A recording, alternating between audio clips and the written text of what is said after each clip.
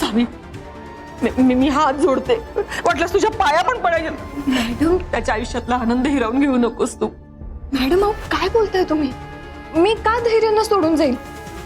मला सांगा नक्की काय झालंय? मला एका गोष्टीची भीती वाटते, म्हणजे त्याचं कारण पण। कारण काय? हे बघ, तू कुठलाही गैरसमज करून घेणार नाहीयेस आणि कुठली चुकीची समजूत करून घेणार नाहीयेस। हं? काही माहिती का, तुझ्या पप्पांना तुझं आणि धैर्याचं नातं मान्य नसणार।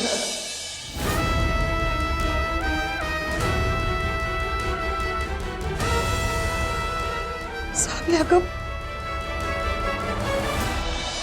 तू इतकी वर्ष तुझ्या पप्पांची वाट बघत होतीस आणि आज तुम्हा दोघांची भेट पण झाली। तुमच्या या आनंदाला ना मला गालबोट नाही लावायचं। अगं तुमच्या इतकाच मलाही आनंद झालाय, पण सावी, तुझ्या पप्पांच्या मनात मुजुमदारांविषयी खूप राग आहे, तिरस्कार आहे। काही नाही मॅडम अहो, पण त्यांचंही काही चुकलं नाही ग, बरोबरच आहे, ते कुठेच चुकत नाहीयेत ग। आम्हा दोन्ही कुटुंबाचा इतिहासच तसा आहे। या दुश्मनीची माझी फक्त एकच इच्छा आहे की या सगळ्याची झळ तुमच्या प्रेमाला लागू नये। आणि हे बघ, मला माहिती आहे किती काही केलं ना तरी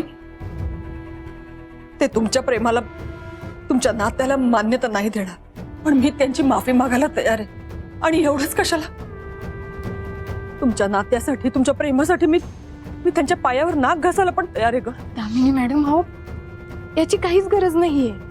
हे बघ सर, माझ्यापर्यंत जेवढं होईल ना तेवढं मी नक्की करेन।